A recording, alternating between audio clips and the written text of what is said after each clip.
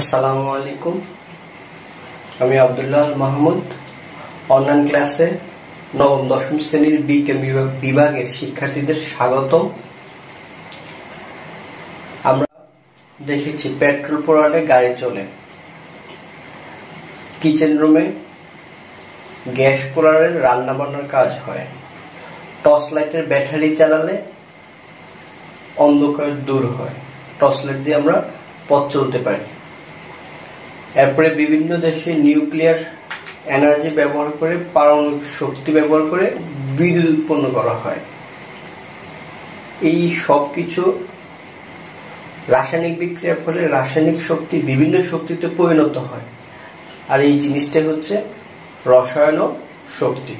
জি শিক্ষার্থীরা, আজকে আমরা আলোচনা করব রসায়ন শক্তি, কেমিস্ট্রি অ্যান্ড এনার্জি। কেমিস্ট্রি এবং এনার্জি, রসায়ন এবং শক্তির মধ্যে কি ধরনের সম্পর্ক আছে আমরা আজকে দেখতে পারবো।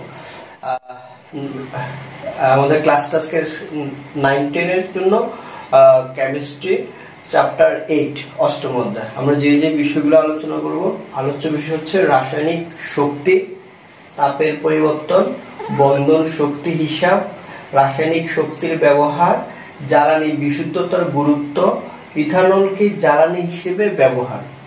সুপ্রিয় শিক্ষার্থীরা, একটি অণুর সাথে একটি অণু যে আকর্ষণ দ্বারা যুক্ত থাকবে, ওইখানে একটা আকর্ষণ শক্তি কাজ করে, এটা রাসায়নিক শক্তি। একটা পরমাণুর সাথে আরেকটা পরমাণু একটা আকর্ষণ শক্তি দিয়ে যুক্ত থাকবে, এটাকে বলা হয় রাসায়নিক শক্তি। তাহলে আমরা এখানে দেখি বন্ধন শক্তি। সুন্দর কথা, একটা যৌগ গঠিত হবে কতগুলো পরমাণু নিয়ে। এখন কোন বন্ধনের মধ্যে, কোন যৌগের বন্ধনে বিদ্যমান পরমাণুগুলা যে আকর্ষণ শক্তি দ্বারা যুক্ত থাকবে তাকে বলা হয় বন্ধন শক্তি, বন্ড এনার্জি। যেমন একটি সমযোজী যৌগের মধ্যে যদি আমরা দেখি HCl, হাইড্রোজেন এবং ক্লোরিন দুটি অধাতু মিলে একটি সমযোজী বন্ধন সৃষ্টি করেছে, তাহলে HCl এখানে একটা বন্ধন শক্তি থাকবে। আবার দেখো সোডিয়াম ক্লোরাইড, ধাতু অধাতু মিলে আরেকটা যৌগ সৃষ্টি করছে, এখানেও একটা বন্ধন শক্তি আছে। এখানে একটা বন্ধন আছে, একটা আয়নিক বন্ধন, আর এই যৌগটা হচ্ছে আয়নিক যৌগ। দেখো এরপর আন্তঃআণবিক শক্তি, ইন্টারমলিকুলার এনার্জি। সমযোজী যৌগগুলোর মধ্যে তোমার দেখা যায় যে সমযোজী যৌগগুলোর মধ্যে যে অণু থাকে, অণুর মধ্যে একটা আকর্ষণ শক্তি ফিল হয়, একটা অণু আরেকটা অণুকে, যে আন্তঃআণবিক শক্তি, ইন্টারমলিকুলার এনার্জি। আমরা দেখি অসংখ্য পানির অণু একটা আরেকটার কাছাকাছি থাকে, এখানে তারা একটা আরেকটাকে আকর্ষণ করে, এই আকর্ষণ করার কারণে এটাকে বলা হয় আন্তঃআণবিক শক্তি। আবার আমরা দেখেছি আয়নিক বন্ধন, সোডিয়াম ক্লোরাইড, যেটা আমরা খাবার লবণ বলে থাকি। খাবার লবণের ক্ষেত্রে দেখেছি যে একটা সোডিয়ামের চারদিকে, যেমন একটা সোডিয়াম কণার চারদিকে ক্লোরিন নেগেটিভ আয়নগুলো ঘিরে রাখবে,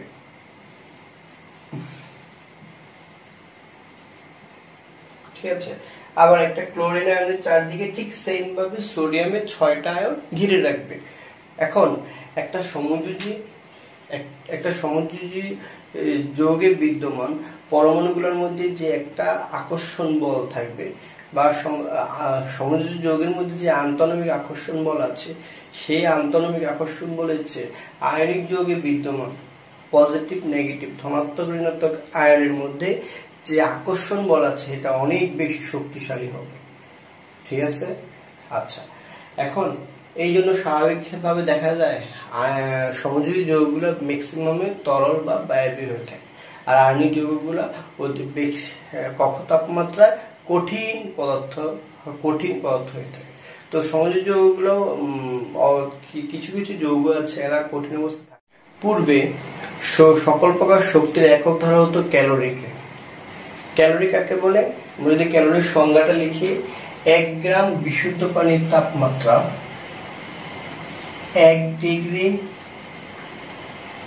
1 গ্রাম বিশুদ্ধ পানির তাপমাত্রা 1 ডিগ্রি সেলসিয়াস বৃদ্ধি করতে যে পরিমাণ তাপ শক্তির প্রয়োজন হয় তাকে বলা হয় 1 ক্যালোরি। 1 গ্রাম বিশুদ্ধ পানির তাপমাত্রা 1 ডিগ্রি সেলসিয়াস বৃদ্ধি করতে যে পরিমাণ তাপ প্রদান করতে হবে তাকে বলা হয় 1 ক্যালোরি। CAL ক্যালোরি দেব। এখন 1 কিলো ক্যালোরি 1 কিলো ক্যালোরি সমান কি? 1 কিলো ক্যালোরি সমান 1000 ক্যালোরি। 1 কিলো ক্যালোরি সমান 1000 ক্যালোরি। তারপরে বর্তমানে যত প্রকার শক্তি আছে সকল প্রকার শক্তির একক হচ্ছে জুল। আন্তর্জাতিকভাবে সকল প্রকার শক্তির একক নির্ধারণ করা হয়েছে জুল। তাহলে জুলের সংজ্ঞাটা কি হবে? জুলের সংজ্ঞাটা হচ্ছে 1 নিউটন। কোন বস্তুর উপর 1 নিউটন বল প্রয়োগ করলে যদি বলের দিকে বস্তুটার 1 মিটার সরণ ঘটে তাহলে যেই পরিমাণ কাজ সম্পন্ন হবে ওই পরিমাণ কাজকে বলা হয় 1 জুল। জুলকে যে দ্বারা প্রকাশ করা হয়। আবার বলছি, কোন বস্তুর উপর 1 নিউটন বল প্রয়োগ করলে বস্তুটার যদি বলের দিকে সরণ ঘটে মানে সরে যায়, তাহলে 1 মিটার সরে যায়, তাহলে যে পরিমাণ কাজ সম্পন্ন হবে তাকে বলা হয় 1 জুল। তাই কি বলা হয়? 1 জুল। আবার 1 কিলো জুল সমান কি হবে? 1 কিলো জুল সমান 1000 জুল। 1 কিলো জুল সমান 1000 জুল। আচ্ছা, এখন জুল এবং ক্যালোরির মধ্যে একটা সম্পর্ক আছে। জুল এবং ক্যালোরির মধ্যে সম্পর্কটা কি? জুল এবং ক্যালোরির মধ্যে যে সম্পর্ক, পদার্থের মধ্যে একটা কাজ করার শক্তি থাকে। প্রত্যেকটা পদার্থের মধ্যে একটা শক্তি লুকায়িত আছে। প্রত্যেকটা ই দ্বারা প্রকাশ করা হয়। যদি আমরা অভ্যন্তরীণ শক্তির একটা সূত্র লিখি, বিক্রিয়ায় তাপের পরিবর্তন, বিক্রিয়ায় তাপের পরিবর্তন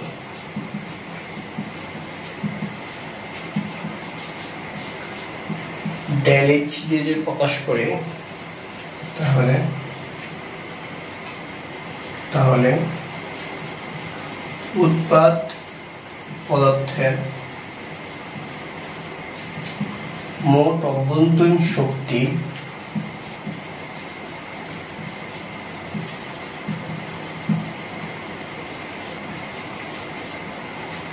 P2 বিয়োগ বিক্রিয়ক পদার্থের মোট অভ্যন্তরীণ শক্তি E1, মানে মেইন সূত্র del H equal to E2 minus E1। del H equal to কি দ্বারা? E2 minus E1। দেখো, E1 হচ্ছে বিক্রিয়কগুলোর মোট অভ্যন্তরীণ শক্তি আর E2 হচ্ছে উৎপাদগুলোর মোট অভ্যন্তরীণ শক্তি।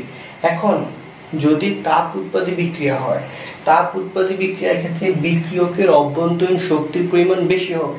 সাপোজ আমরা যদি ধরি বিক্রিয়কগুলোর অভ্যন্তরীণ শক্তি হচ্ছে 60 কিলো জুল পার মোল আর উৎপাদন হচ্ছে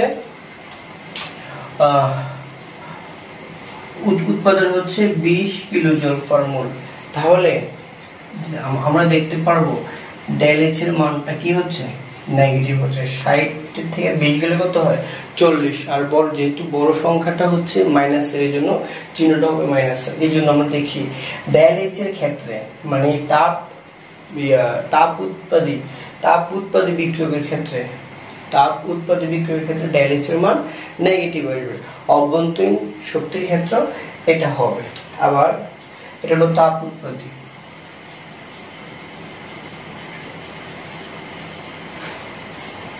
আবার দেখো del H equal to E2 minus E1। তাপ হারি বিক্রিয়ার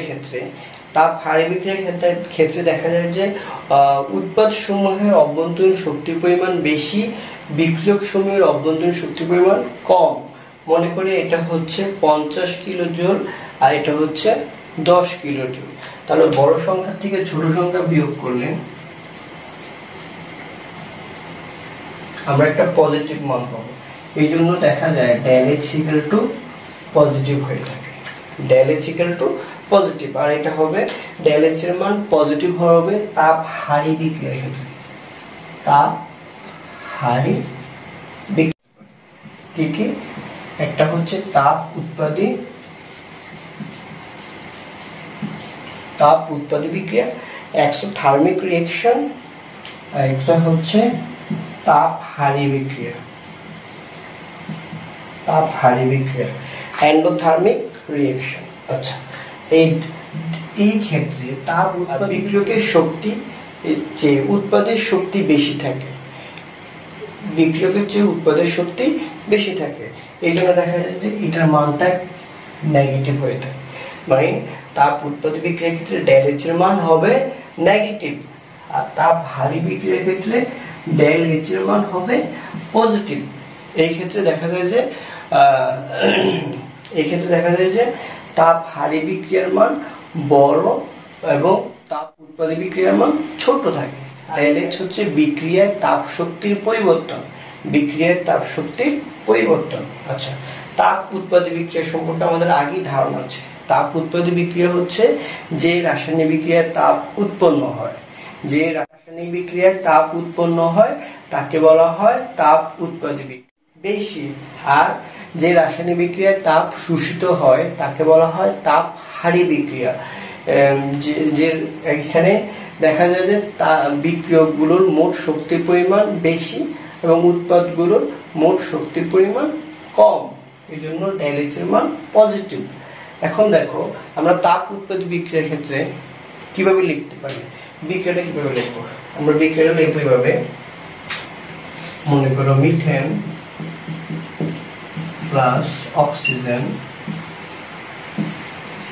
কার্বন ডাইঅক্সাইড প্লাস পানি 890 কিলোজুল, আমরা এইভাবে লিখতে পারি।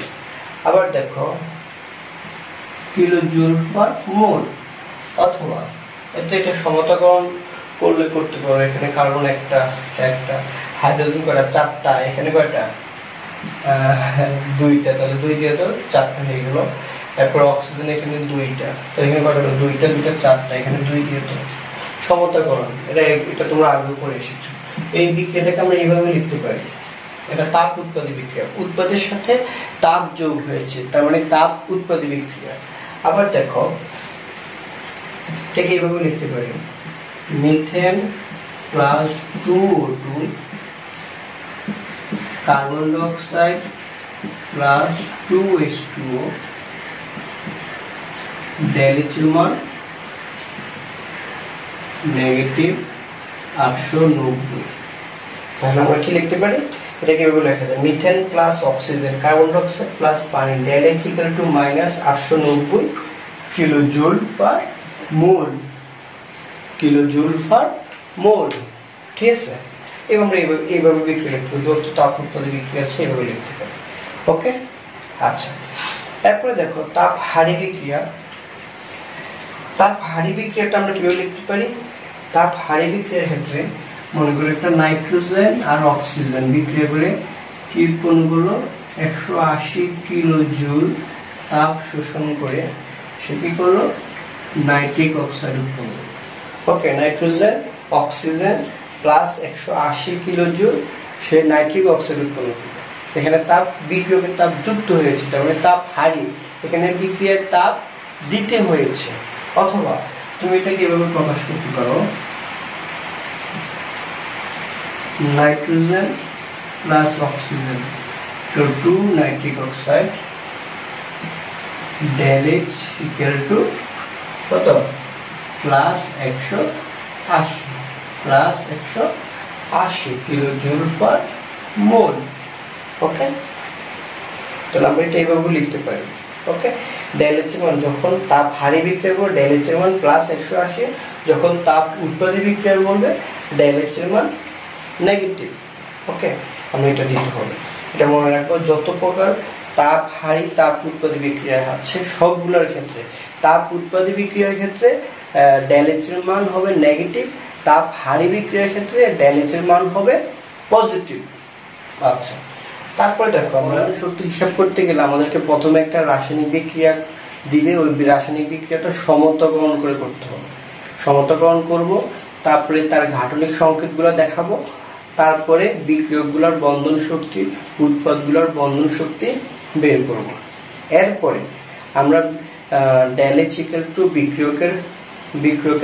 বিক্রিয়কগুলোর বন্ধন ভাঙতে মোট প্রয়োজনীয় শক্তি বিয়োগ বিক্রিয়কগুলোর বন্ধন সৃষ্টিতে নির্গত মোট শক্তি, এটা প্রয়োগ করব। তাহলে বন্ধন শক্তির হিসাবের সিস্টেমটা 1 নম্বরে রাসায়নিক বিক্রিয়া লিখবো, রাসায়নিক বিক্রিয়ার সমতাকরণ, রাসায়নিক বিক্রিয়া সমতাকরণ করব। 2 নম্বরে বিক্রিয়ক এবং উৎপাদগুলো, বিক্রিয়কের বন্ধন ভাঙার শক্তি বের করব। বিক্রিয়ার যৌগগুলোর গাঠনিক সংকেত লিখব।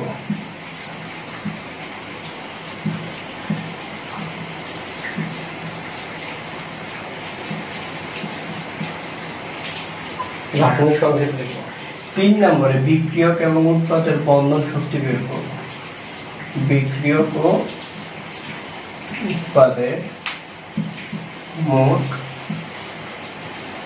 বন্ধন শক্তি নির্ণয়। ঠিক আছে।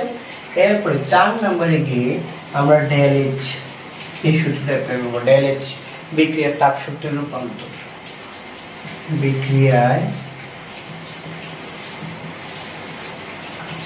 তাপ শক্তি, বিক্রিয়ার তাপ শক্তির রূপান্তর ডেলএইচ। সূত্রটা কি হবে? বিক্রিয়কগুলোর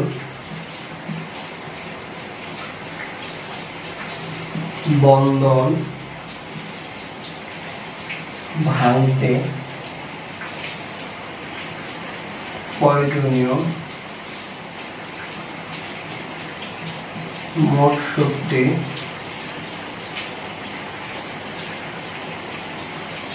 বিয়োগ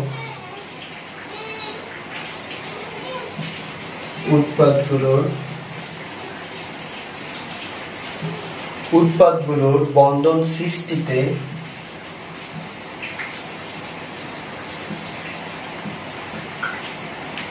নির্গত মোট শক্তি, নির্গত মোট শক্তি। ঠিক আছে। তাহলে আমরা বন্ধন শক্তি হিসাব করবো 4টা থাকবে। প্রথমে 1 নম্বরে রাসায়নিক বিক্রিয়ার সমতাকরণ করব, 2 নম্বরে বিক্রিয়ার যৌগগুলোর গাঠনিক সংকেত আকারে লিখব, 3 নম্বর বিক্রিয়ক উৎপাদের মোট বন্ধন শক্তি হিসাব করব, 4 নম্বরে বিক্রিয়ার তাপ শক্তির রূপান্তর ডেলএইচ বিক্রিয়কগুলোর বন্ধন ভাঙতে প্রয়োজনীয় মোট শক্তি, এটাকে আমরা B1 ধরতে পারি, আর উৎপাদগুলোর বন্ধন সৃষ্টিতে নির্গত মোট শক্তি, এটাকে আমরা B2 ধরতে পারি। ঠিক আছে। তার সূত্রটা দ্বারা ডেলএইচ B1 B2। ঠিক আছে। B1 B2 বন্ধন শক্তি হিসাব করতে গেলে আমাদেরকে এই ধাপগুলা অবশ্যই ফলো করতে হবে। ঠিক আছে। আসো আমরা কি বলি তোমাকে, methane plus oxygen, carbon die oxide plus পানি, এখানে বলবো ডেলএইচ হোয়াট, এখানে একটা বিক্রিয়া দিয়ে বলবো যে methane plus oxygen, carbon die oxide plus পানি। প্রথমে আমাদেরকে যে কাজটা করতে হবে, আমরা কি করব, বিক্রিয়াটা লিখব সলিউশন। ঠিক আছে। এখানে সলিউশন লিখব। আচ্ছা, এখানে প্রথমে বিক্রিয়াটা লিখব methane plus oxygen equal to carbon die oxide plus পানি। এখানে আমরা প্রথমে সমতাকরণ করব। 1 নম্বরে বলেছে বিক্রিয়ার সমতাকরণ, এখানে কার্বন একটা, ঠিক আছে। হাইড্রোজেন 4টা, এখানে হচ্ছে কয়টা, 2টা, সামনে 2 দিয়ে দিব। আচ্ছা, 4টা হয়ে গেল, 4টা হাইড্রোজেন, এখানে বিক্রিয়া 2টা 4টা অক্সিজেন, তাহলে আমরা কি করব, এখানে সামনে 2 দিয়ে দিব, 4টা অক্সিজেন মিলে গেল। এবার আসো এবার আসলে এটা আমরা কি করব, গাঠনিক সংকেত আকারে লিখব।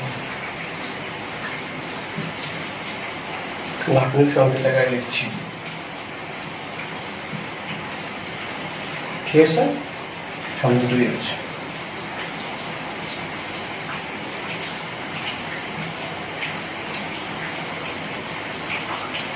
ওকে।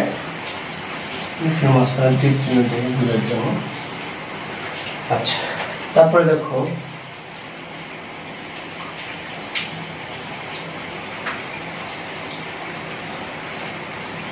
ঠিক আছে।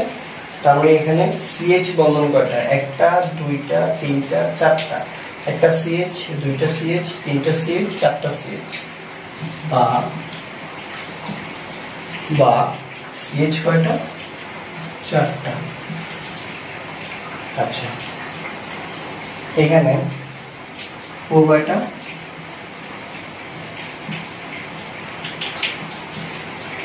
ঠিক আছে। এখানে সিও কয়টা, 2টা।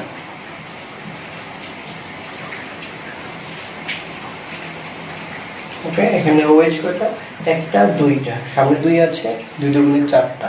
ওএইচ 1টা ওএইচ 2টা ওএইচ, সামনে 2 আছে, 2 দুগুণে 4টে।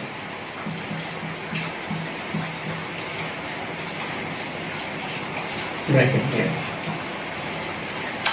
এই সিএইচ এই বন্ধন শক্তিগুলো তোমার বইয়ে তোমার প্রশ্নে দেওয়া থাকবে, ঠিক আছে। আর অবজেক্টিভের জন্য এগুলো মুখস্থ করে নিতে পারো। আমরা এই বন্ধনগুলো বের করি। একটা বিক্রিয়াটা কি হয়েছে তাহলে বুঝতে পারছি যে 4 মোল সিএইচ বন্ধন, 2 মোল অক্সিজেন ও বন্ধন কি করলো, রাসায়নিক বিক্রিয়ায় অংশগ্রহণ করে, ঠিক আছে। এই বন্ধনগুলা ভাঙতে মোট প্রয়োজনীয় শক্তি, এই বন্ধনগুলো ভেঙে 2 মোল সিও বন্ধন এবং 4 মোল ওএইচ বন্ধন সৃষ্টি হয়েছে, ঠিক আছে। যোগ করলে 6 6 12 2 হচ্ছে 1, 6 6 12 2 হচ্ছে 1, 10 15 5 হচ্ছে 1, 10 16 6 হচ্ছে 1, 3304। এবার আমরা কি করবো, এটা বিক্রিয়কের, এখানে রাসায়নিক বিক্রিয়া যে বিক্রিয়কগুলো আছে, বিক্রিয়কগুলোর বন্ধন ভাঙার মোট শক্তি আর উৎপাদগুলোর নতুন বন্ধন সৃষ্টিতে নির্গত মোট বিক্রিয়ায় তাপ শক্তির পরিবর্তন ΔH equal to বিক্রিয়কগুলোর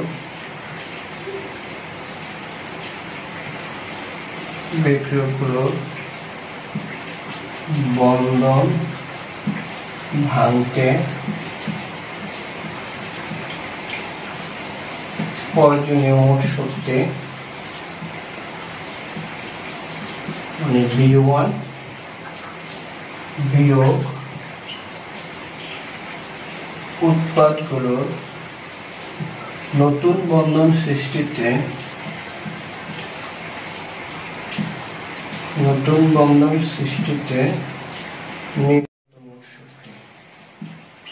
নির্গত মোট শক্তি হলো V2, ঠিক আছে। তাহলে আমরা সূত্র লিখে এখন মানগুলো বসিয়ে দিব। মানগুলো বসিয়ে দিলে কি পাই, সুতরাং ΔH equal to বিক্রিয়কের, তাহলে আমরা এইভাবে ΔH এর মানগুলো বের করতে, plus hydrogen ammonia ΔH equal to 1, ঠিক আছে। তারপরে methane plus chlorine carbon tetrachloride plus HCl ΔH equal to what, nitrogen plus oxygen equal to nitric oxide ΔH equal to what, কেমন। আমরা এই বিক্রিয়াগুলো করার চেষ্টা করব, প্রত্যেকটা ΔH আমরা একই নিয়মে বের করে সমাধান করার চেষ্টা করব।